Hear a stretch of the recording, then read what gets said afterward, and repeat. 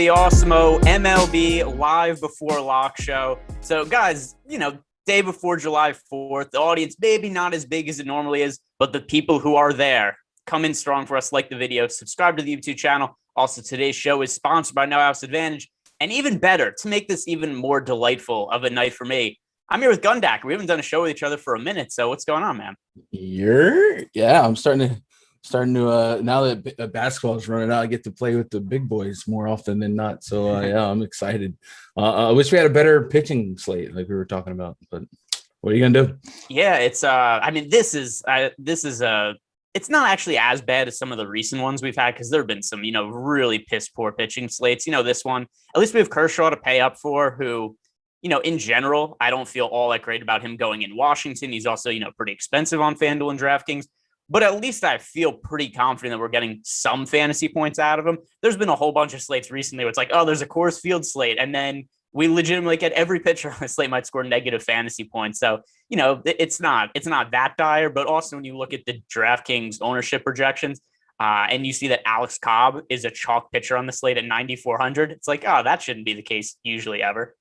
No, and I've been an Alex Cobb truther this year, but I like the low percentage on Cobb and not the high own. So for what I found out, like for me, it's like this is a nightmare to run 100, 150, but I'm just scaling it back on 20, and I'll just take massive stands at pitching and hope for the best.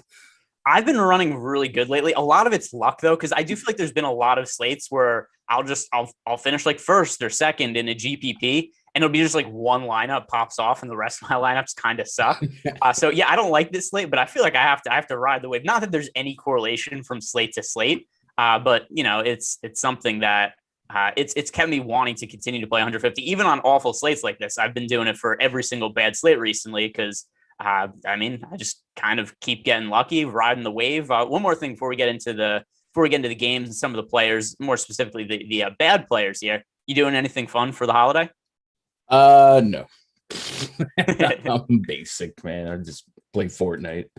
I feel you. Listen, I've been playing a lot of Mario Golf with like Rinpack and Gene B. Kim and whoever else. Anybody in the YouTube chat who plays Mario Golf, Rinpack and I are always looking for partners to play with us to complete the foursome. But hey, let's get into these games here. So starting at the top, Clayton Kershaw. He is going to be the most popular player on the slate overall, or at least one of the most popular players. And for good reasons, projected to be in about 50% of lineups right now on DraftKings, on FanDuel.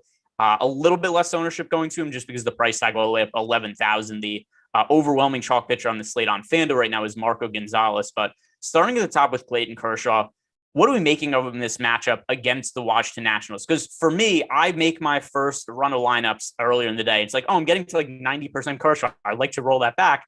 But then you look at the other options. It's like, all right, do I really want to play more Alex Cobb or Sammy Long? So I just feel like I'm forced to playing a lot of Clayton Kershaw, and I don't think there's a way around it.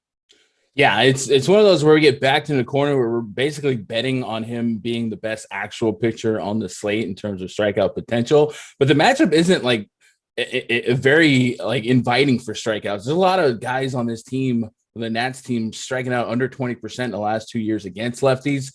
So yeah, it feels like at 40, 50% own, you wouldn't love this spot, but there's not many alternatives that make you feel at least comfortable with a floor. And I think today, looking at the options on the slate, we're really paying for floor because it's just going to be a who's who of who's that and a lot of yuck going on. So yeah, I think I'm playing Kershaw. If I get a strikeout per inning, cool, but I'd really just want a guy that I know maybe doesn't get me negative, and maybe I could bank on 20 DKP. But I wish the ownership was different, but there's nothing we can do. Yeah, I'm overweight to him just because I feel like relative to the other options, I still like Clayton Kershaw a hell of a lot more than Alex Cobb. And, if you look at our projections, we still do have Kershaw 41% chance of being a top two pitcher on DraftKings. And then we'll talk about FanDuel after this also. We've got a bunch of time into lock and, not all that many games or spots to talk about. So we go a little bit in depth with these individual ones. So DraftKings, I just feel like he's a no-brainer. FanDuel becomes a little bit more of a deeper discussion just because at 11,000, the price tag is a little bit higher. The other thing to consider also, obviously, other than being a single pitcher site, there's the field is getting to Marco Gonzalez at a super high rate on FanDuel. And also relative to our projections, Kershaw does seem, slightly underowned 15% projected ownership. Ownership projections, by the way, guys, those are free today. Go over to Awesemo.com. You can check those out. But Clayton Kershaw, 15% ownership on FanDuel. That's a number to me that seems way too low that I want to be over the top of. But does the matchup and price tag scare you away at all? Yeah, like I said, the match, like, it's not even like I fear him getting smoked or anything like that. It's just like the strikeout potential seems a lot lower in this particular spot than other spots that we've seen Kershaw in. But yeah, at that ownership, pitching still isn't great over there. I guess if I had 40% over on FanDuel, I feel like that's strong enough equity versus what we have to do just to have leverage on DraftKings. But yeah, the matchup isn't like something I'm running to. But other than like Cobb, you mentioned Cobb, like there's not a whole lot right now on FanDuel. I'm really like 70-30 in Kershaw Cobb, and that's in 20. I couldn't imagine what I'd have to stretch to on 100 for FanDuel. But yeah, 11K. I think what I found though is there's plenty of value in terms of hitters on FanDuel, so I'm able to offset it. I have a lot of Jake Powers. Yeah. It's hard to really feel comfortable about any of these pitching options, but still, I mean, Clayton Kershaw is so much better than any of the other options that we have on the slate right now. So, I mean, he's going to be in the majority of my lineups. I don't really have that much of an issue with it just because, like I said before, when I tried to lower my exposure to Clayton Kershaw, then all of a sudden it's like, oh, guess what? You get 40% Alex Cobb. And it's like, screw that. I don't want any part of that either. So then I just kind of revert back and I go high on Kershaw. And we could talk about Cobb for a second here also. Now, well, more than a second, but I think he's the next logical guy to talk about just because Alex Cobb, he is the guy closest in salary to Clayton Kershaw on DraftKings at 9,400. On FanDuel, also, Alex Cobb, more expensive. We're used to seeing him, 8,500. So he is the second most expensive pitching option on both sites. I can't remember the last time that Alex Cobb was number one this expensive or number two, the second most expensive pitching option on a slate. Now, I know before we started the show, you did tell me you've been a bit of an Alex Cobb truther in the past. So are you still an Alex Cobb truther? So, I mean, when I say truther, it means like I've been looking at like the underlying metrics, like his Sierra, his K percentage, swing and strike rate on the season is really, really good. But the results haven't been there. And I've been a victim of the results. Over 5 ERA versus a under 3.3 Sierra. You can just see in those two numbers alone where the bad luck settles in. And then we've talked about the sticky stuff error. In his last 4 games, we've seen his swing and strike rate be 11, 3.6, 16.2, and 10%. So he's a little bit all over the road as well. Never somebody like when he's 10% or less owned. That's when I like to be the Alex Cobb truther, not when he's over 9K and a top 2 projected owned pitcher. But as the lyrics of this song goes, man, we don't really have many other options. So I'm kind of biting the bullet on Cobb as my SP2. Orioles a soft enough landing spot. Usually I would say this lineup does look like it has a little lower strikeout potential. I got 4 guys that are 1 and 4 or greater in the projected lineup. I don't have a confirmed lineup yet. But I'm just gonna have to bite the bullet on Cobb here. I do like his FanDuel price a little bit more than his DK price. Yeah, you mentioned his spin rate. And unfortunately, there is some bad news there because Alex Cobb for the season, basically all of his starts, he had a spin rate in between an average of 1,900 and 2,000 RPMs, peaked at 2,173 RPMs, his average spin rate for any individual game. His last 2 starts, 1,879, 1,784. Those are his 2 lowest spin rates in any start this year. Now, with that said, it's hard to get away from entirely, especially on DraftKings, just because the pitching options are so weak. So I'm about even with the field. I'm also stacking against him at an overweight clip just to kind of get some leverage there. But if you're going overweight to one of the high-end pitchers, I certainly prefer Clayton Kershaw to Alex Cobb. Current ownership projections, which I mentioned before, are free today on Awesemo.com. Right now we have Clayton Kershaw on DraftKings projected to be right around half the field's lineups. Alex Cobb still projected to be about a third of the field's lineups. On FanDuel, Alex Cobb actually projected for 16% ownership compared to 15% for Clayton Kershaw. So that's mostly a product of pricing where Kershaw's up to 11,000 on FanDuel, Cobb at 8,500. But still, I like getting more exposure to Kershaw than Alex Cobb in a pretty significant way. Yeah, it just feels like Kershaw's floor is not -10. Like Cobb could get smoked. A Kershaw bad game, he probably doesn't cripple you to where you have no shot of cashing. Yeah, and then what you said before about Alex Cobb, if you do look at his underlying numbers, it sucks how much bad luck he's had, especially because he's a guy who's been so injured in the past. Also, he's finally healthy this year. All the numbers suggest he's actually pitching really well and just getting crushed by bad luck. 348 batted, that's not sustainable, right? That's just a lot of bad luck. 56% strand rate, that's incredibly unlucky. So he's just got this situation going for him where almost every ball, well, not almost every ball, but way more balls put in play against him are ending up being hits than they should be. And then just the guys who are getting left on base, it's just terrible sequencing where all the guys that are getting on base, of all the guys, almost half of them are coming around to score when you'd expect that number to be, in the 70 to 75% range. So a lot of bad luck going to Alex Cobb. And unfortunately, now that he doesn't have the same spin rate, we might just see a situation where he kind of becomes the guy he's been, even though he shouldn't have been that guy all along, if that makes sense. So a lot of bad luck. And now he just might become the bad luck pitcher because of the lack of the spin rate on the pitches. But all right, so other guys we have on the slate here, those are the high end guys. On the cheaper range, who's the first guy that stands out to you? You mentioned Marco Gonzalez, and I don't have 0% Garrett Richards right now. Just kind of taking a shot on this park, swallowing some fly balls. But it's not a warm and fuzzies clicks down here. But those are the two like mid range guys I'm leaning on.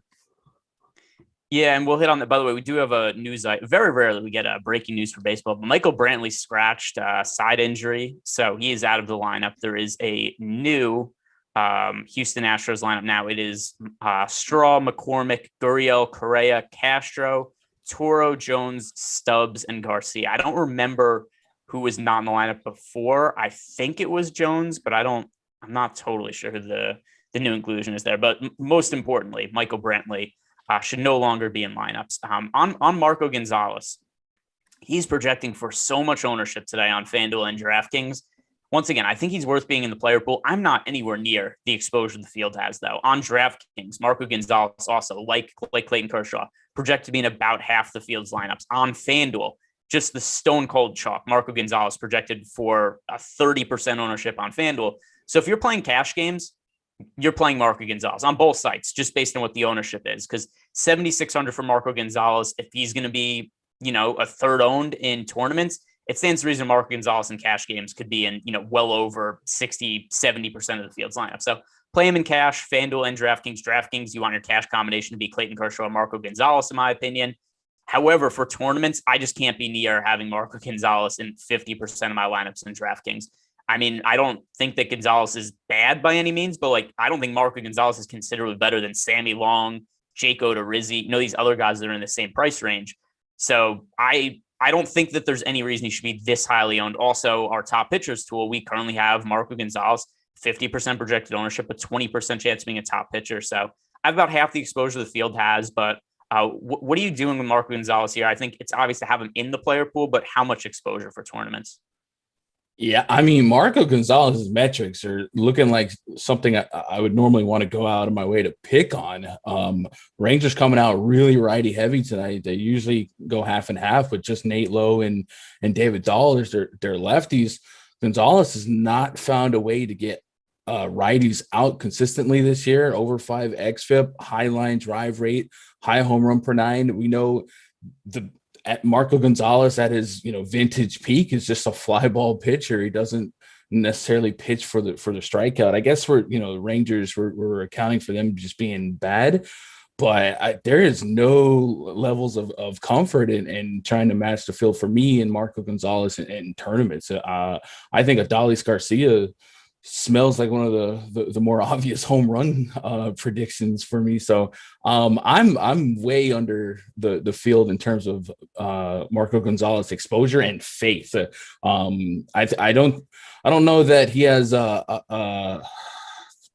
don't know, him and Cobb in terms of floor being in the negatives. I don't know who has a lower floor. I guess maybe Cobb. Marco Gonzalez, at least his a lot of his damage is just going to be solo shots, and Cobb will allow a high average. But yeah, there's no comfort there. So I guess if you have to, like you said, the other options aren't great, but I don't know what people's expectations of Marco Gonzalez's ceiling is, but I think it's higher than mine.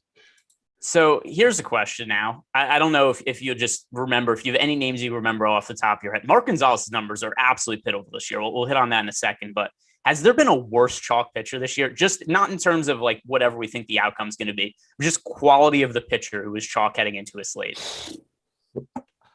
I'm sure there is, but yeah, putting me on the spot here. I don't.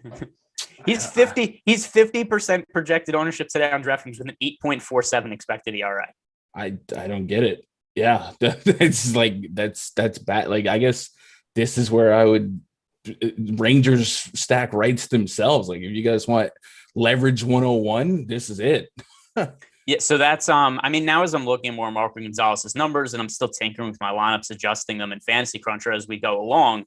I'm right now trying to get more exposure to Ranger stacks just based on Marco Gonzalez. I mean, the numbers this year: 5.1 ERA, 8.47 expected ERA, 5.32 FIP. You look at his strikeout numbers, 20.8% strikeout rate. So, based on that, it doesn't seem like this is a guy who has all that much upside. His walk numbers, 8.9%. That is a career high. I just think this guy's bad. And for sure, I think the other pitchers are bad too. But why am I going to play a bad pitcher all that heavily at 50% ownership when I could play, like Sam Long, who's a bad pitcher at the same price at 10% ownership? So, that's just kind of how I'm looking at it now. Mark Gonzalez, like I said, play him in cash games. For tournaments, I'm going to be well under the field on him, though. Yeah, I'd rather have the chalk good pitcher than the chalk bad pitcher. And, we know what we get from the chalk bad pitcher. Maybe you gamble on the unknown for the same range of outcomes at much lower and more lucrative ownership. So I'm with you there. We've got David Vitti in the chat. He was saying Bailey Ober chalk a few weeks ago. Like, I think Bailey Ober's solid, though.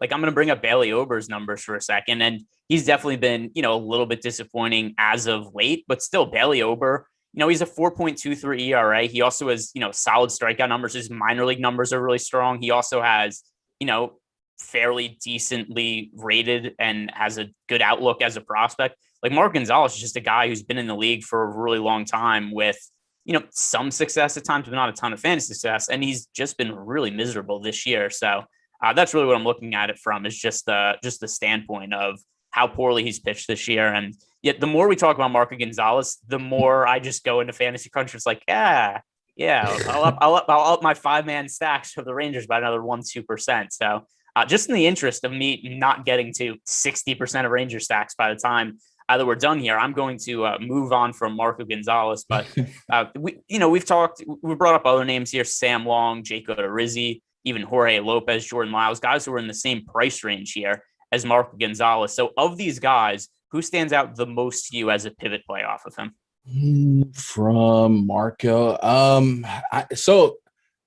Sammy Long was somebody I was looking at. For whatever reason, his name didn't pop up in my stat pool in my spreadsheet. So I was like looking at his Fangraphs card, and so far in minimal sample, a low average allowed. Strikeouts aren't great, but they're average. So I'd gamble on that. Eli Morgan isn't fun at all. But this is not the normal Astros lineup. Is there a world where Morgan at 7-2, not necessarily like him being a good play, but is he just a better play than Marco Gonzalez in terms of fantasy points? Like, if he drops 15 and Marco drops 8, is that just already a better play than 50% of the field? So maybe it's like that, but it's ugly. Like, that's what we're dealing with. So there's not a warm and fuzzy alternative, but if I'm going to be uncomfortable, I'd rather, not have the 50% guy that makes me worry. Yeah, I feel you on that for sure. So, my choice is Sammy Long right now. One thing that's good about Sammy Long is I'm pretty sure his first start, he came in as a long reliever. He was, like one of those scheduled things. They had an opener that pitched, an inning or two, and then he came in for a game against the Rangers after that. And he pitched fairly well, but it wasn't super deep into the game. He only threw 69 pitches, but his pitch kind of slowly worked up since then. So last 2 starts for Long, 91 pitches last time out, 84 the time before. So he looks fully stretched out at this point. So, I don't expect any kind of real restrictions. And if you look at his numbers this year, the 4.95 ERA, that's not great. But the underlying numbers, 3.21 expected ERA, 2.96. FIP, that's all solid. The strikeout numbers, not going to blow you away, but they're better than Marco Gonzalez's 23.5% K rate, so about 3% higher. Walk rate 7.4%. All in all, it looks like Sammy Long is probably a mediocre to below average pitcher, which is kind of what Marco Gonzalez is. Just we're getting Sam Long and, a decent matchup against the Arizona Diamondbacks. The Diamondbacks have had a miserable offense all season, and we're also getting him at a fifth of the ownership of Marco Gonzalez. And, that's really how I like to conceptualize a lot of these MLB slates where, ownership is so important, is that Sam Long, from a projection standpoint, I understand because of the track record of Marco Gonzalez, why Gonzalez might have a better projection, but Marco Gonzalez does not outscore Sam Long 5x more likely than him on a slate if this is played out 100 times. So I'm going to be higher owned on Sam Long than Marco Gonzalez just for that reason. So yeah, Sam Long is going to be my guy there. I know you'd mentioned Eli Morgan there. I know you're just kind of throwing his name. Is there anything positive you'd like to say about Eli Morgan? So him inherently, no, but this is like an Astros spring training lineup, right? No Altuve, no Brantley. It's not like, I'm running to attack this spot here, but just maybe a different range of outcomes based on the lineup being a little more watered down than usual. But no, not anything positive. Over 11% swinging strike rate. The whip's way higher than you want it. I guess the Sierra is under 4. So Sierra under 4 with a swinging strike rate over 11, chipping a chair, man. But it's not fun. Yeah, and I mean, I get that too, because just think about it from a standpoint of just a value perspective, right? Eli Morgan was priced a certain way to go up against the Houston Astros team that is one of the best offenses in baseball, if not the best offense in baseball. And they aren't playing a lot of their best guys today. And then even after the lineup comes out, there's been no change to Eli Morgan's ownership projection with Michael Brantley being out. Not that I think that he should be somebody who's 20% owned, except it would stand to reason that with him being in a better spot, his ownership projection should at least change from like 1% to 3% once we get news that Michael Brantley's out, because that clearly makes it a better matchup for Eli Morgan. I don't know that I'm going to be getting to him personally. There's other guys that I just prefer to get to as SP2 options, Sammy Long being the primary one for a cheap price.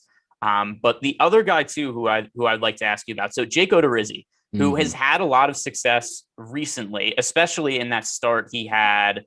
Was it against the Orioles where Odorizzi was pitching a no-hitter and then came out early? Yeah, it was against the Orioles. Yeah. So he ended up scoring 32 DraftKings points in that game. Here's the thing that's kind of tripping me up on Odorizzi, though. I think relative to the other options on the slate, actually, just in terms of talent right now, I think he's the second best pitcher. But he's a little bit pricey on DraftKings. And the other thing, too, is the pitch count just hasn't been there. They've been so conservative with the amount of pitches he's been allowed to throw. So the last 5 outings for Odorizzi, 76 pitches, 77, 55, 86. So once he got to 86 and was lights out against the Orioles, I started thinking like, okay, Odorizzi, full go now. There's no real restrictions. But then the next time out, he goes and he throws 77 pitches. So like realistically, in this kind of pitch count, number one, how deep do you expect Odorizzi to go in the game? And then number two, what is his upside? I think you would be kind of stretching it to project him for more than 5 innings because that's all we see out of him. His upside and really just like we talked about his price point on a normal day, not comfortable, but value is extremely subjective today. Like 18 DKP might be the SP2 of the slate. This Indians lineup, we talk about Astros being watered down. You take out Jose Ramirez, this lineup is already exponentially worse. I guess their strikeout rates aren't that high, but they don't hit for a lot of power, medium averages. So I'm kind of in agreement here, especially Odorizzi has almost a 28% K rate to lefties, 27% to righties. There's absolutely a range of outcomes where you could strike out 1 and 4 and in 5 innings, maybe scoop and score a win and get you 18 to 20. So I might have to make a late edit and increase my Odorizzi exposure. I could see that here. Yeah, and it's just relative to some of the other options. I think he is a little bit too expensive. I'm not sure what his legitimate upside is, but once again, I mean, what is the upside of any of these bums on this slate? I mean, I'm updating. Like I said, I'm going through trying to figure out some of my exposures right now. I'm gonna throw a name out, and this is as terrible as your suggestion of Eli Morgan feels it's at first glance.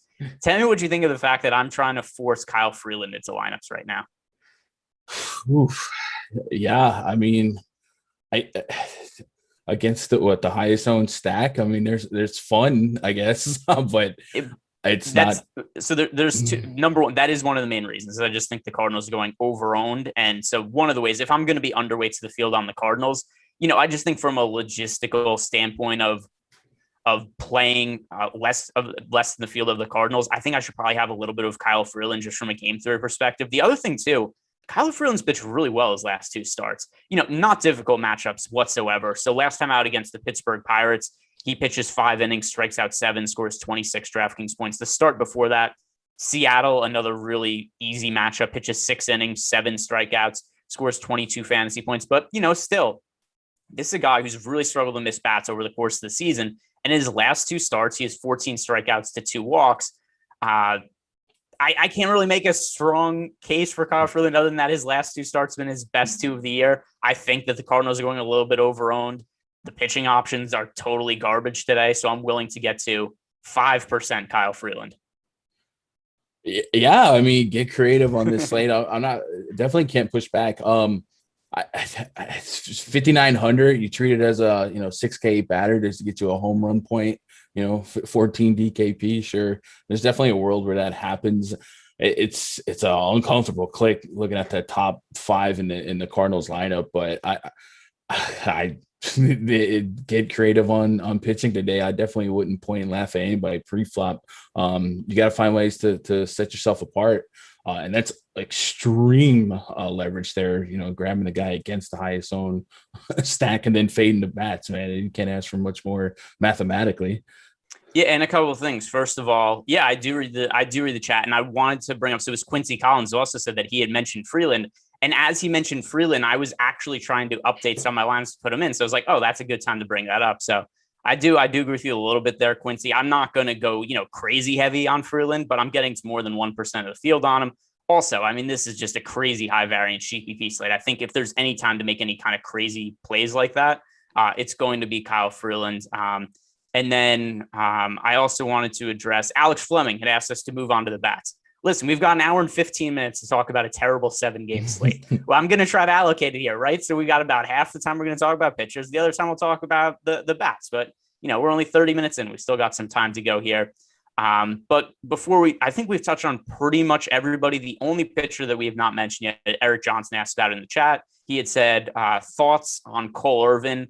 Shane Hall also mentioned that he has some exposure to Cole Irvin. I do not really have much exposure to Cole Irvin here. I have a couple of lines with him, but nothing of significance. For me, I would rather roster Sam Long, Jake Odorizzi, to Cole Irvin, kind of that same price range. Just the pitchers against the Boston Red Sox. Red Sox offense has been so good this year, but is Cole Irvin somebody that you're getting to? Nah, at least with Odorizzi, we can justify it with a decent strikeout rate. Irvin doesn't really have that in his DNA. 17% total strikeout rate this season, under 10% swinging strike rate. xFIP is high to both sides of the plate.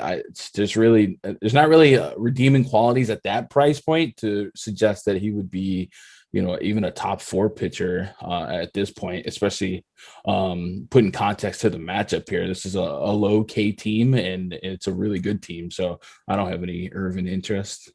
All right. And then any other pitchers that you want to bring up? I feel like we've kind of run the gamut here. Also, if anybody has questions on the pitchers before we move on, throw those in. And then, here also, we did have, this is going to go back to Sam Cassell Dance in our premium Slack chat. He had asked, does the news of Michael Brantley getting scratched make me like Morgan more? Yes, but not to the point where he's comparing him to Marco Gonzalez. I mean, ideally, I still don't love either of them all that much. But yeah, just in terms of, is it a better spot for him because there's no Michael Brantley? Yes, but it's a difference of hey, if you're playing 1% of Eli Morgan, maybe play 3%. But still, if you're playing 3, 5, 10, 20 lineups, I wouldn't consider Eli Morgan. It's just once you're mass entering and you're trying to spread out exposure, then it's a spot where it kind of makes sense. Hey, I'll get this guy at least into my player pool. But any other pitchers, any other thoughts on pitching that you'd like to bring up? There might be a world where Jordan Lyles isn't, terrible at 7,400. The Mariners lineup does have 1, 2, 3, 4, 5, 6 guys in their lineup striking out at about 25% to 30+%. So maybe I wouldn't have 0% Lyles, but that again, we're not talking comfort clicks. We're just talking about ranges of outcomes in the a high percentile. Yeah, and the thing that's funny about this slate too is, listen, a lot of these guys, I'm just going to be going out and be like, hey, how about positive? Like, just don't score negative 15 fantasy points, because there's going to be how many guys do you think score negative fantasy points of the starting pitchers on today's slate? I definitely think it could be a couple for sure. It's ugly. Yeah, and we've got Mike Campbell in the chat. He's saying he's going with Jorge Lopez as a terrible SB2. I'm not, but listen, I'm going with plenty other terrible guys, so I'm not gonna poke fun at anybody for playing anybody else. Darnell Lanjavin here in the YouTube chat. He's saying Wood or Gonzalez. There is no Wood on the slate, so I don't know. Is he maybe asking Sam Long, Alex Cobb? I'm just trying to figure out who Wood would have gotten auto corrected from. Yeah, I don't know.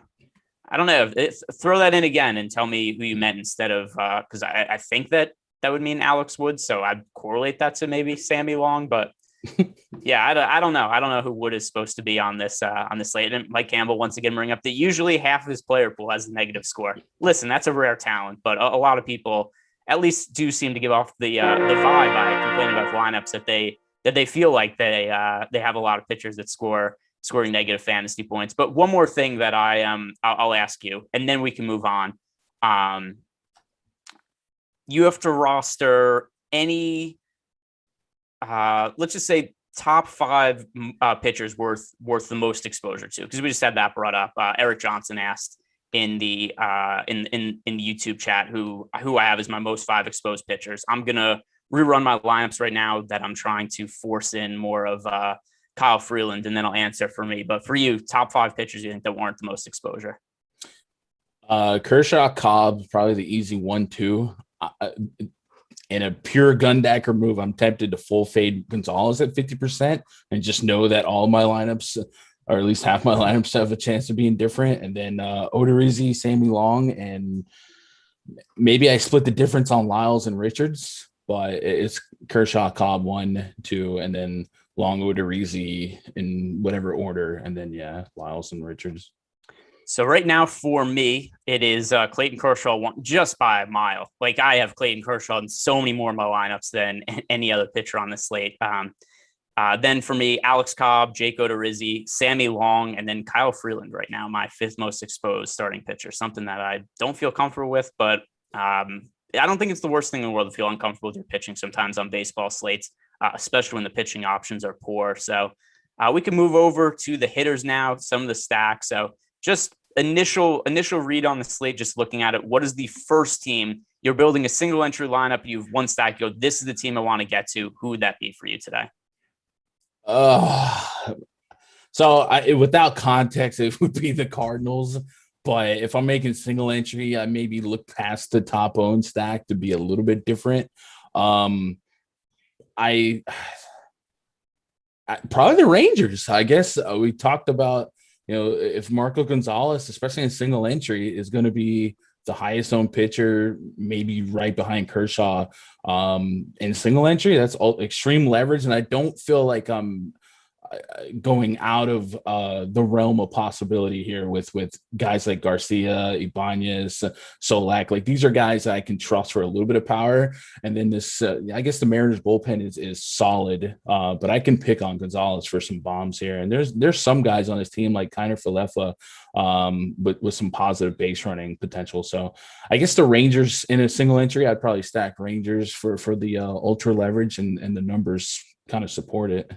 Yeah, I really like that a lot. So in terms of the offenses I have the most stacked, the most stacked exposure to, it isn't the Texas Rangers, but relative to ownership, I'm the most overweight to the Texas Rangers right now. So I have no issue with that whatsoever. Marco Gonzalez is picking up, like we said before, so much ownership. And by the way, the ownership projections, if you just joining the show, like the video, subscribe to the YouTube channel, but also head on over to Awesemo.com. and check out our ownership projections. Those are free today. I'm going to refresh that and see if anything's changed. Because, oh boy, would I be upset if all of a sudden Marco Gonzalez is like a contrarian play and we have to change everything that we said. But no, even updated ownership projections. Marco Gonzalez projected for 48% ownership on DraftKings.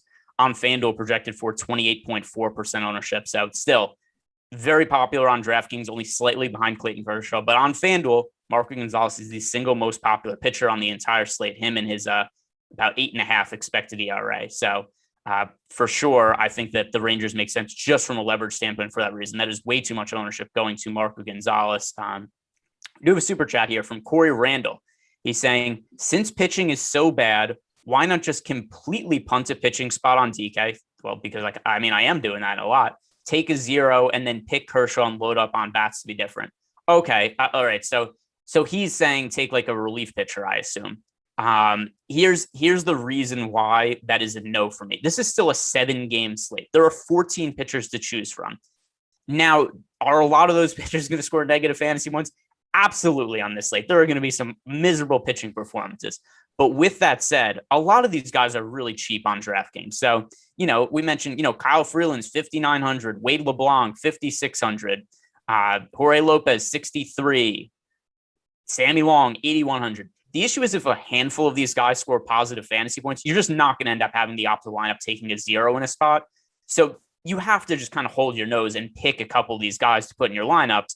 So that's really where we're at here, is that the only way that 0 lineup ends up being optimal is if all these guys end up scoring negative fantasy points. And the reality is, even though a lot of them suck, somebody could go out, you pitch 6 innings, give up 5 runs and strike out 6 guys. You score like 7-8 fantasy points, and that could be enough to be okay, certainly better than the 0 fantasy points. So there are slates where I like to do it, but not for this one. Do you agree with that? Yeah, it is 7-game slate. Like pitching is probably even though right now we're having troubles navigating it, pitching is still like the only position with somewhat of a floor. That's hopefully not 0. And a relief pitcher is going to run you at least 4K. You split the difference on 2 to 3K. Even if you play a 7K pitcher that only gets you 6, that's more than likely going to be the play more than the 4K pitcher that gets you between 0 and 3. So I don't think this is a slate. Maybe a 2-game night slate or something like that where you got an opener, you get a little froggy. But I think 7 games is way too many to give up a position like pitcher. Yeah. Are there ever slates where you roster a relief pitcher? Relief pitcher. I feel like relief pitchers used to be a little bit cheaper, or at least maybe, or no, on showdowns. I used to get to relief pitchers, but then they took them off. But it was usually just showdowns where I could, I don't know, I have a really good tracking on bullpens, especially when it was like a Yankee slate. I would kind of be able to guess, but I think they took out relievers on showdowns, and but no, I can't remember the last time I've done it purposely on a main slate. Yeah. So with pitchers and showdowns, what they did was they're still in showdown, but a lot of them have been priced up. And the other thing too is they don't score as well. So there used to be for showdown slates, pitchers it was double fantasy points. So it was like 4 points for a strikeout, and then they got double points for an out. And then the other thing that also happened with relievers is it was like 8 points for a save or 6 points for a save or something like that. So there was a lot of correlation between playing a starting pitcher and his closer, and is a good way to get to save salary. But that is not something that they do anymore. But yeah, they're like, if it's a 2-game slate, that's where I think it would make sense to pick on some relievers. But 7 games, that's a little bit too much. We do have another super chat here from Sam Schaefer. He's asking, why are the Nationals showing up as such a poor stack tonight? Shouldn't there be a little more leverage there with overowned Kershaw? Number one, I don't think there's anything to suggest that Clayton Kershaw is overowned. Personally, I have more exposure to the field than Clayton Kershaw has, than what the field has of Clayton Kershaw. If you look at our projections right now, we have Kershaw with a 43% chance of being one of the top 2 scoring pitchers on the slate. He's projected for 50% ownership. So, just based on that, would you say that maybe he's picking up a little bit too much ownership in regards of his odds of being a top 2 scoring pitcher? Perhaps, but I think the pitching options are also so bad on this slate that it's good to just lock in some of the floor that Kershaw provides that other pitchers don't. So I don't think Clayton Kershaw is going overowned at all. I think that he is underowned to appropriately owned, if anything. And then if you look at our top stacks with the Washington Nationals, the reason that the Nationals are not some massive leverage spot is because there are so many bad pitchers on the slate. There's a lot of teams with, fairly substantial chance to be a top scoring stack. The Nationals, we only have projected being the top scoring team on the slate 1.2% of the time. So with that in mind, how positively leveraged could a team be when if you play the slate out 100 times, they only end up being the top scoring team once. So I don't think they're under owned at all. So I just think it's a bad spot to be going after them. Yeah, I mean, yeah, and it wouldn't cost you much equity if you did want to hop on a couple hedge stacks against Kershaw. But if you knock Kershaw out, you're still getting into one of the league's best bullpens. So it's not like you're getting upside past Kershaw if you do dip into the relievers early. So it's kind of a rough 9 innings. And, they don't have Kyle Schwarber, who's results of 3 of their runs per game, at least. Yeah. So by the way, because we could hit on the Kyle Schwarber. So he pretty significant hamstring injury. It looked like he's going to be out for a while. And thank God, I was tired of dealing with that dude being hit just auto home runs every game. And I don't know about you. I was way underweight to Kyle Schwarber on a lot of those slates when I probably shouldn't have been. Yeah, on the last couple of days I got involved, but if I have this slot machine theory. Especially in baseball, he's like, man, this dude's homered 3 days in a row. There's no way he makes it 4. You know what I'm saying?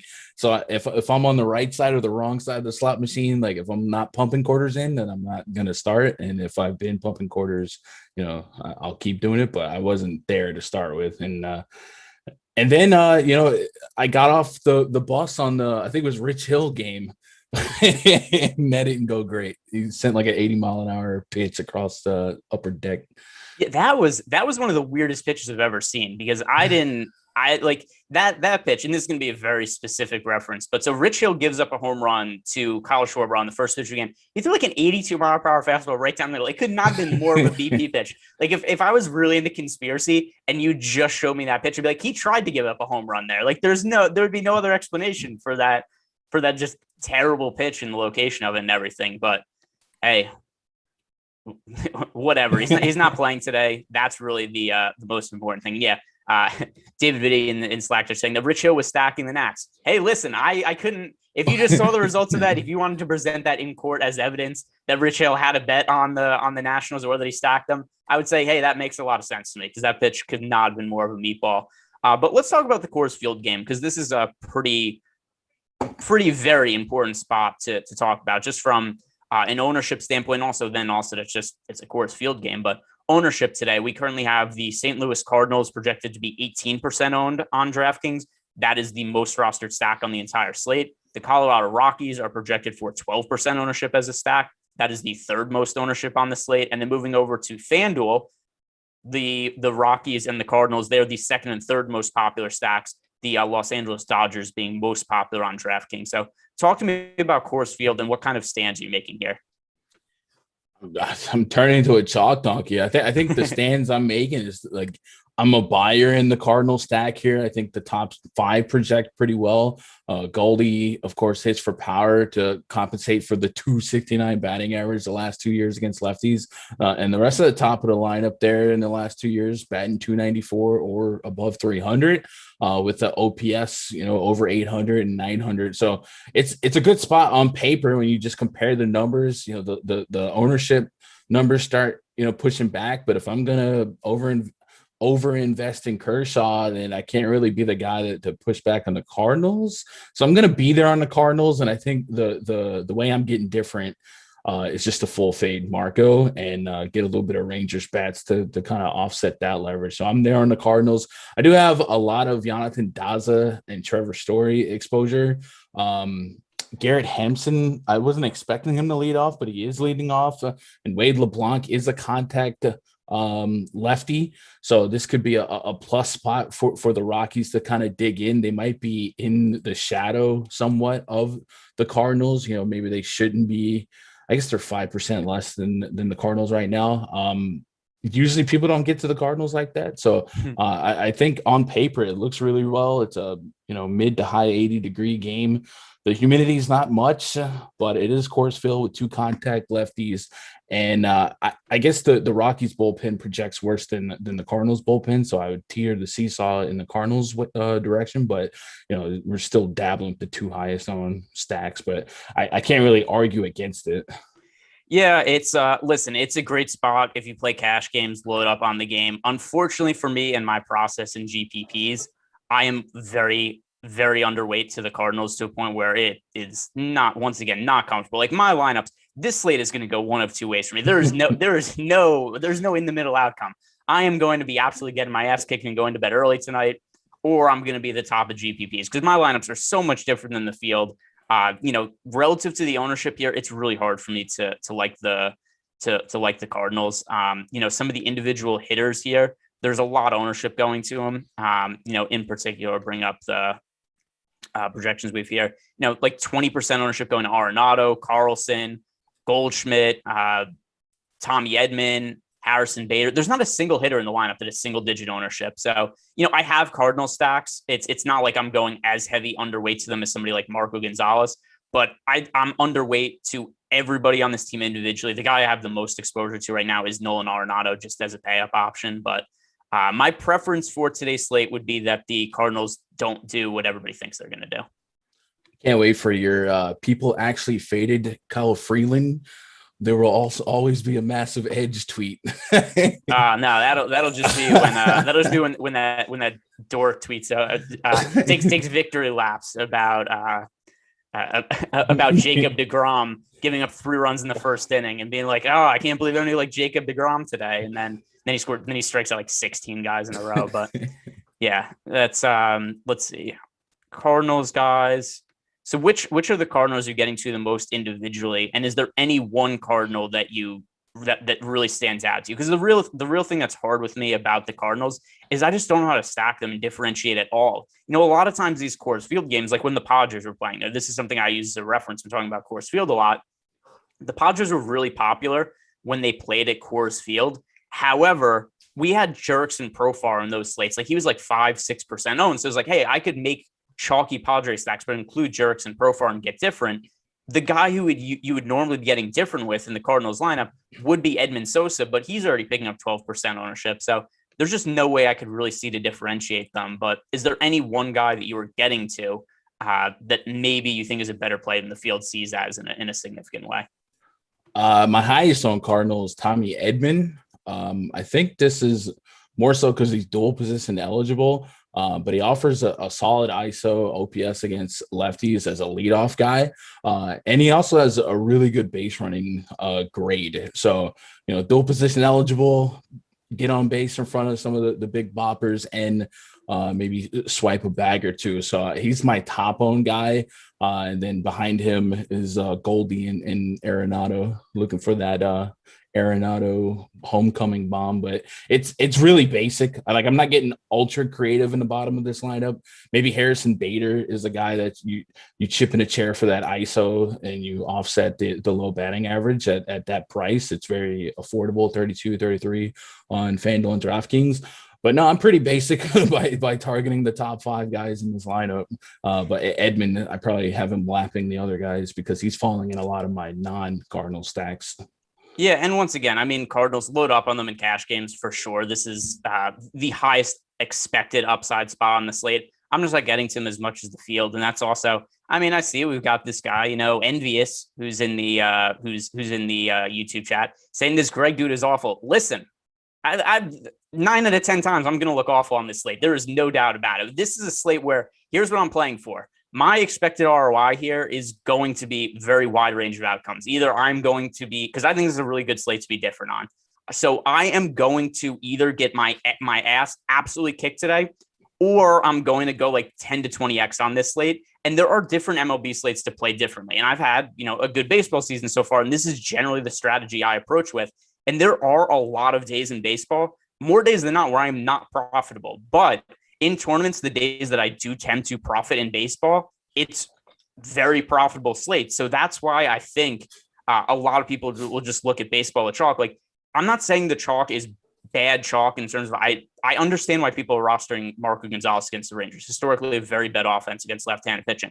I understand why people are rostering the St. Louis Cardinals against Kyle Freeland in Coors Field. It's a terrific spot. It's just at a certain point, I have to look at the ownership. I have to look at the data we have on the site and just say, what are individual teams and players' expected odds to go off?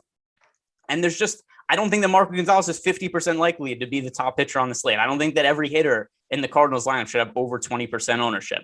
It doesn't mean I don't think that they're going to be the individual. I don't think they're good plays on a points per dollar sense. It's just that I don't want to roster them as much as the field. And by the way, if we were to get an ownership update right now, and all of a sudden the Cardinals were projected for 5% ownership, then yeah, I'd be all over the Cardinals. It's just baseball is all about, to me, what are the odds of a team's expected output compared to what their expected ownership is. So Cardinals, if you want to roster them, for sure, they're projected to score a gazillion runs tonight. I'm just going to be a little bit lighter on the field than them. But other than that, let's talk about some other stacks. Here's one that I really do like, and I think the field is a little bit too low, and something actually I've disagreed with our data on a little bit also. Garrett Richards, I just think is absolute trash now. I don't think he belongs in the big leagues anymore. Garrett Richards. So his first start that he made after the crackdown on pitcher substances, he gave an interview after the game and he said, I can't throw basically any of my pitches anymore. So he's had to change every game he comes out. He's throwing different breaking balls and all of them are terrible. So he's mixing it up. He's trying to figure it out on the fly. It's gone really poorly for him. I remember the first start that he made under the new crackdown. He threw 11 breaking balls. 7 of them went for strikes. 2 of them were hit for homers, and he had like a pair of doubles. I'm going to continue to stack against Garrett Richards until he figures this thing out. So the Oakland A's are a team that I'm pretty overweight to the field on.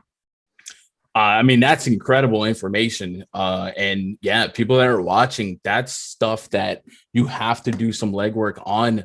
Most projection systems are just going to crunch numbers based on sample sizes of the last 1, 2, 3 seasons.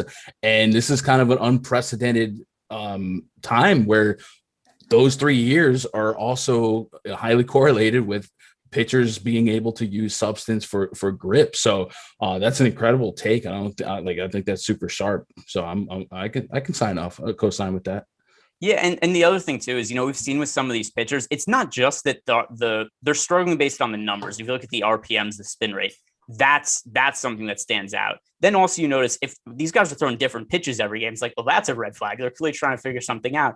And then on top of it, some of these guys like Garrett Cole, after how many of his starts recently has Garrett Cole gone to the media and he complains about his inability to grip the baseball. Garrett Richards, the same thing too. He says, I've been the same pitcher. I'm paraphrasing a little bit, but this is, more or less an accurate quote from him. He said, I've been a certain pitcher for the first 9.5 years of my career, and I'm no longer allowed to be that pitcher anymore. These are all signs of guys who are frustrated, trying to figure it out. And his numbers for the year for Garrett Richards, 4.96 ERA, 5.97 expected ERA. So for me, if I'm paying up for an offense, I really like this spot for the Oakland A's a lot. So there's somebody who I really like a lot. And let me look at right now my stack exposure. The A's are actually the team right now I have the most exposure to as a stack. So for sure, a team that I want to load up on. I know you mentioned before that if you're playing a single entry just for leverage purposes, you thought Texas stood out to you. That's also a team that I'm getting to a lot. But what other stacks do you think are pretty important today that we have not hit on yet? It feels like we haven't talked much about the Dodgers, but they are projected to be number 2 owned. But I feel like we haven't even discussed them.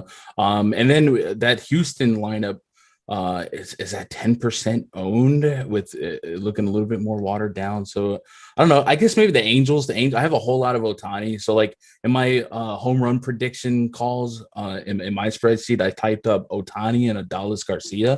The thing with the Angels, though, is you don't get that lineup until it's like pencils down. But Ohtani, Rendon, Jared Walsh, all stand out to me as a good triangle to base around, and then you can kind of spin the wheel, make a deal on the 4th and 5th guys here and there. But yeah, I guess maybe the Angels. I think the Orioles will offer a plus starting matchup in Jorge Lopez to both sides of the plate.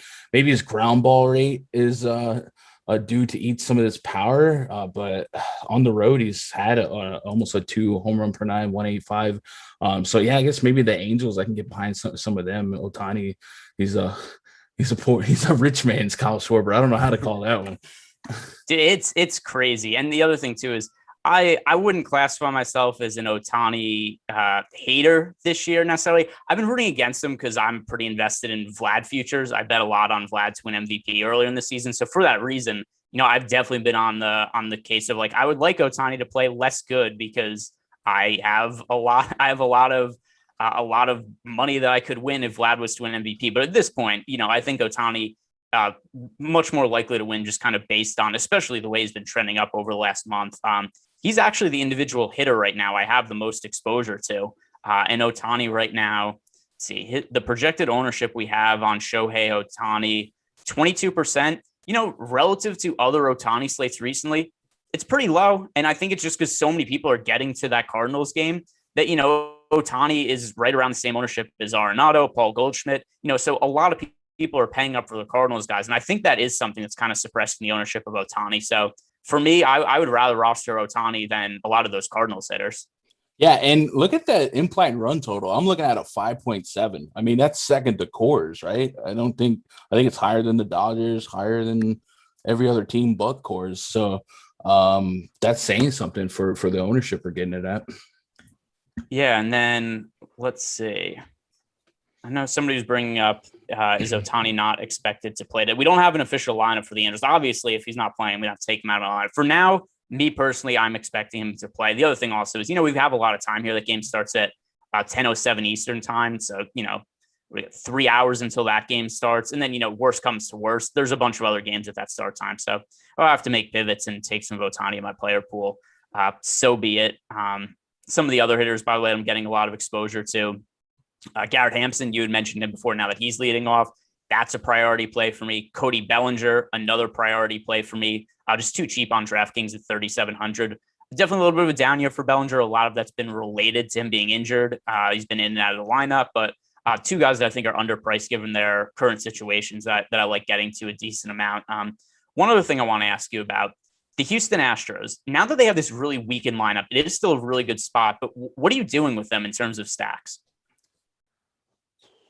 Man, I actually have a decent chunk of Chas McCormick. He had the actual highest number in my bomb detector, but it's based on like no sample size for him or the pitcher. But I don't know that I have a dedicated 5 stack. I think I have a bunch of exposure. I didn't adjust since the Michael Brantley scratch because we've been on the air. I should probably click re-optimize here. But yeah, Miles Straw, I guess, gives you a little bit more value. Leadoff spot. Going to get plenty of at-bats under 3K. And like I said, I already had a decent chunk of McCormick. I think Yuli Gurriel profiles as a better FanDuel play than DraftKings because of a $1,400 price difference. But I'm not as enamored. I'm not that enamored in the Astros here. I do have Garrett Stubbs quite a bit, but that's because I usually just shoot catcher to the moon and hope for the best. Yeah, I could. I have no issue with that. My most exposed catcher right now is Will Smith, just because it's a favorable price point for him, and a catcher who also has a little bit of upside. But I never have issue with punting a catcher. So I've John Hicks exposure. I have Garrett Stubbs exposure just because of the price points on them. 2,100 for each of them on DK. Also, John Hicks just works in stacks on the Texas Rangers. Team that overweight to stacking them against Marco Gonzalez, and then. Circling back on some questions we've gotten in the premium chat in Slack, Kareem had asked, why is Marco Gonzalez so high owned on DraftKings if he strikes out 4 per 9 innings and strikes out and gives up more than 2 home runs per 9? Yeah, I mean, I don't know. I like from a standpoint, I understand that, hey, matchup against the Texas Rangers, it's favorable generally for them going up against left-handed pitching, a team that strikes out a lot against lefties. But yeah, I think Marco Gonzalez is going way too high owned, and there's other guys that I like pivoting to there. We talked about that before. Bossboro is asking, favorite pitcher on FanDuel if not using Kershaw? So I'll start with you right now. If you had to roster a pitcher on FanDuel that wasn't Kershaw, I think I know what your answer is going to be. So tell me why it's Alex Cobb. Yeah, it's Alex Cobb. I would love to be able to switch to Odorizzi, but I think the lack of quality start potential kind of scares me. We just don't see him going past 5 innings more often than not. But yeah, right now Alex Cobb easily my second highest owned pitcher on FanDuel, and if he doesn't, maybe he can compensate strikeouts with the win. They're minus 200, and hopefully he goes 6 innings and gets us a quality start. So yeah, it would be Cobb number 2. Yeah, I don't have any issue with that. Also, Alex Cobb, there's such a difference in price tags on him between FanDuel and DraftKings. So DraftKings he's priced at 9,400, FanDuel 8,500. So yeah, certainly Alex Cobb, he's the pitcher that I think makes the most sense on FanDuel outside of Kershaw, especially when Marco Gonzalez is actually the chalk on FanDuel. But to go back to that question, also to me, like I think you should just be playing Kershaw on FanDuel personally. And also the other thing to consider too is it's not like he's the chalk at pitcher right now. We have Marco Gonzalez projected to be the chalk, so that's not something I have any sort of issue with. By the way, guys, today's show is sponsored by No House Advantage. It's a different way to play DFS. Instead of building lineups with any kind of salary cap to where everybody's going to play Marco Gonzalez. Guess what you don't have to do on No House Advantage? You don't have to play Marco Gonzalez. You just take the players that you actually like. Take some over-unders on props, and you build a DFS lineup out of prop plays, label them 10 to 1, at 10 in terms of the one you have the most confidence in, 1, the one you have the least confidence with. Your prop hits, you get 10 points. The prop misses, you don't get points for that one. And also head on over to No House Advantage, use the promo code Awesemo, and you get $20 deposit bonus on your first deposit. That is promo code Awesemo. All right, so we've got about 15 minutes left here until lock. If anybody has questions, definitely feel free to fire those in. But Gundacker, what stacks have we not mentioned yet that you think deserve a shout out? I don't think we've talked about the Mariners. They have a run total over 5. I guess I do have more JP Crawford than I've led on. Like I think he might actually be my highest owned shortstop. So, in that leadoff spot, Mitch Haniger's been a decent hitter. The Jordan Lyles range of outcomes, while I do think there's a world where he can be a serviceable play for fantasy today, he's also a guy that has a lot of power, almost a 2 home run per night so far this season on the road. And the Mariners, they have some sneaky power guys, 200 plus ISO in the last couple of years against righties for Mitch Haniger, Kyle Seager, Jake Fraley, Dylan Moore. I mean, these are names, right? But yeah, maybe the Mariners get a little bit more or deserve a little bit more attention. They're really, really cheap to that's the kind of a stack that you can maybe shuffle in there with some Cardinals just to differentiate those Cardinal stacks. If you're really stone cold set on eating that Cardinals chalk, we got them at 7.4% owned. You don't have to do much to get a little equity over the field on that, and it can help you differentiate your Cardinal stacks a little bit. We just got the Giants lineup, and it is miserable, like really, really bad. There's no Buster Posey in the lineup, and so here's the Giants lineup, and I want to get. Have you seen it yet? By the way. Yeah, I just okay. Looked at it. So I'll read this off to the chat, and then we could get your reaction to this. What do you think? So it is Lamont Wade Jr. It is Tyro Estrada, who I have no clue why he's sitting second. Mikey Yastrzemski, he struggled this year. Alex Dickerson, Brandon Crawford, Donovan Solano, Steven Duger, and then Kurt Casale, and then Sammy Long in the catcher spot. So what do you make of this just absolutely awful Giants lineup? Yeah, so you mentioned Buster Posey, but also no Wilmer Flores. So I actually had a decent rating on in terms of power. I mean, I still like Alex Dickerson at that price on FanDuel, but yeah, it doesn't feel as wholesome of a lineup. Faria, for what it's worth, if we want to isolate, I don't even want to get into that conversation. We only got 8 innings of sample size, but it's definitely not the bomber lineup here. I'm curious to see if that 5-4 run total dips down to under 5 as the betting public reacts to this. I guess Tyler Estrada, former Yankee great, did hit a grand slam last night. 2,100 maybe. Yeah, I think he's a solid player, but none of these guys feel like a lot of a lot of power. I guess Wade has shown a little bit more power lately, but Yastrzemski and Alex Dickerson really is the peak of my interest here. So I'd probably walk backwards on some stacks here and just kind of limit to some one-off exposures to those guys, because the D-backs are below average pitching from start to finish here. So it's definitely not a fun stack, and definitely no Posey, no Wilmer Flores. Kind of unbalances it a little bit more. Yeah, I have to. I was a little bit overweight to the Giants, and I do not want that to be the case anymore. So this is going to be a pretty big overhaul to my lineups now, getting these guys out, because this is an absolute just crap lineup out the Giants are throwing out here. So that's for sure an issue. I mean, Kurt Casale starting instead of Posey, Estrada hitting second. It is no bueno. So this is definitely going to be an issue. I'm probably going to allocate some of that exposure over to the Texas Rangers, maybe get a little more Oakland. That's something I'll feel a little bit better out, because I don't want to get very much exposure to the Giants at this point. By the way, our guy Envious, who's still in the chat, buddy, if you don't like me this much, you don't have to watch. I know he's holding you hostage and telling you have to listen to my takes. If you want to get upset at all of them, be my guest. I mean, the more you watch, it's better for our analytics, right? Somebody else in the YouTube chat, we get viewed favorably in the YouTube algorithm. We get more watch time, but listen, it's Saturday night. Nobody's telling you they have to stick around and watch me. I certainly like that. Like that you're viewing right here. But listen, I know he seems to like the Giants here. But yeah, I mean, I don't think this is a good spot at all for the Giants now. The one thing I would say is Faria in the minors this year was so bad, over a hit per inning. Probably a 290 average to lefties, 273 to righties, 4 homers and 17 innings to lefties, 3 and 19. So like, he's still a guy that maybe would pay off, perceptually bad bats more than you would account for mathematically. So maybe the field ownership will drop as well. We don't have to be over aggressive and overreact, because Faria is still bad and this bullpen is still bad. But it's definitely not the usual suspects that we feel more comfortable with. And I also, so Eric Johnson here had asked, am I still on Sam Long, even with that shitty Giants lineup? So to me, I mean, also because the win bonus on DraftKings, it's not really essential. I don't have an issue with Sam Long. Like the Giants lineup doesn't really impact how I view him at all. Is that anything that changed for you, how you view any of the pitchers? Obviously, if a pitcher is all of a sudden going up against a really shitty offense, then I would view the pitcher more favorably. But I'm not off of Sam Long because the Giants offense sucks today.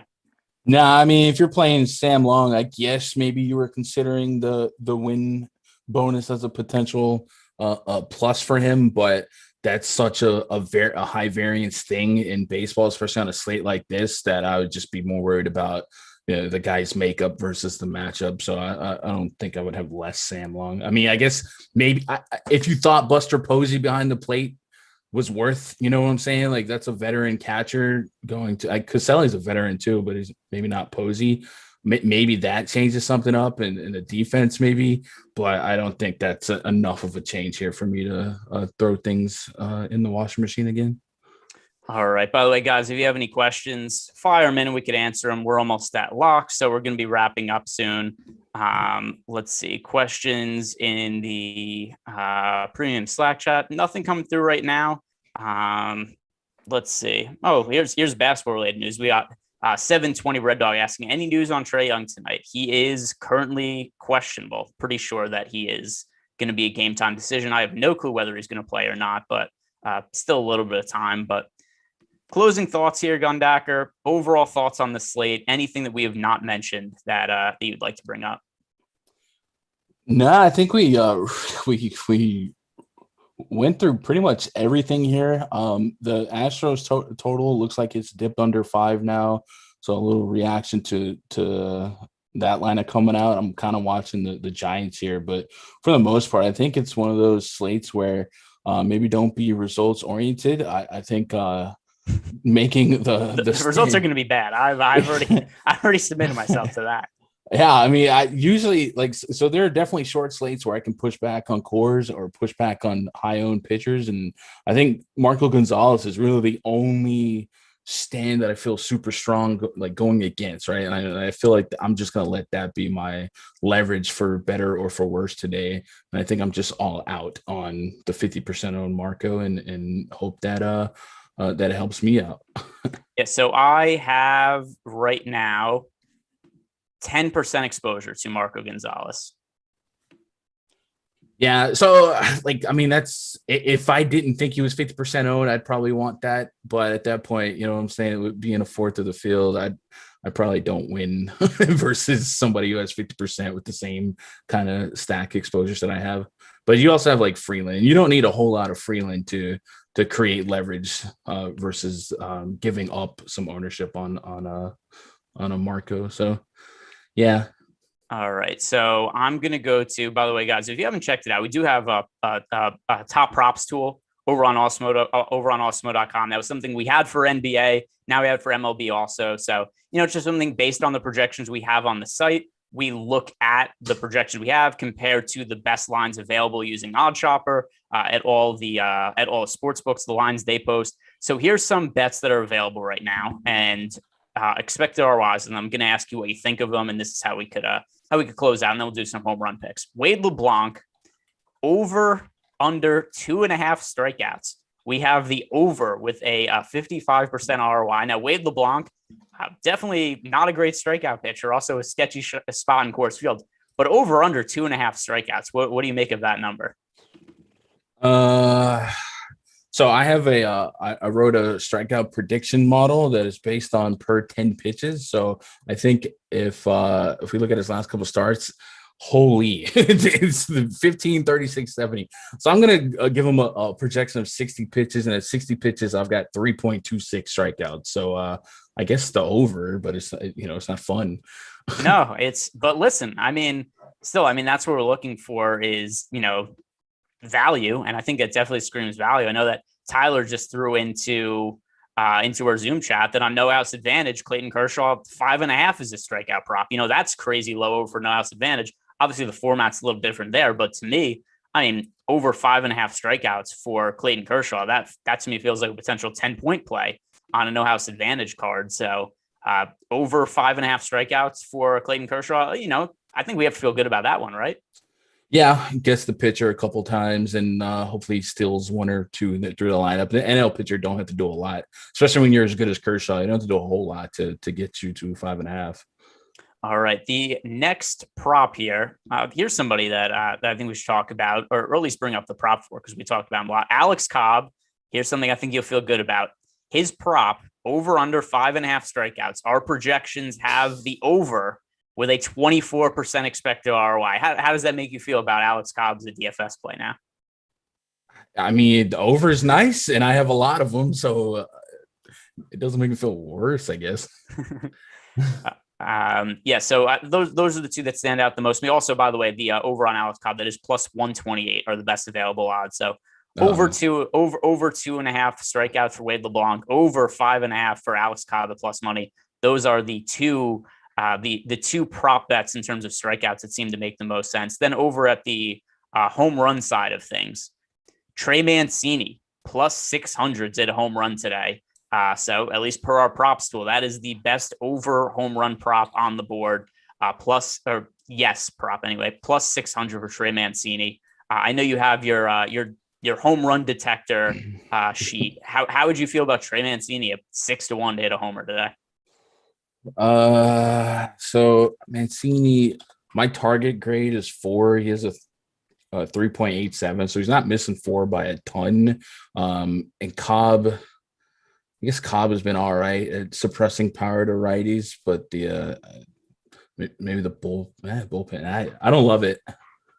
Yeah, I've brought this up before. I am not a fan of betting the home run props. There's so much vig on them and they're juiced so highly. It's very rare that I'm going in on home run props, but that is the one, at least per our top props tool, that has the best expected ROI. So let's close out the show like this, not considering price tag, not considering odds. Gundacker, who's your pick to go long tonight at a homer? I go Dallas Garcia.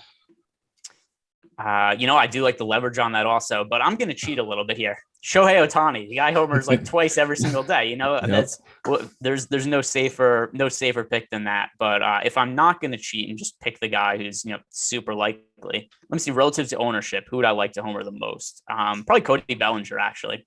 So I like Cody Bellinger to get back on track. Hit a homer today at 3,700 on DraftKings, and that's what I hope will lead me to victory tonight. Guys, thank you very much for sticking around and watching the show. Thank you to No House Advantage for sponsoring the show. If you guys want to check out No House Advantage, head on over, use the promo code Awesemo, get a $20 bonus on your first deposit. Other than that, guys, good luck tonight. Tyler, play the music out.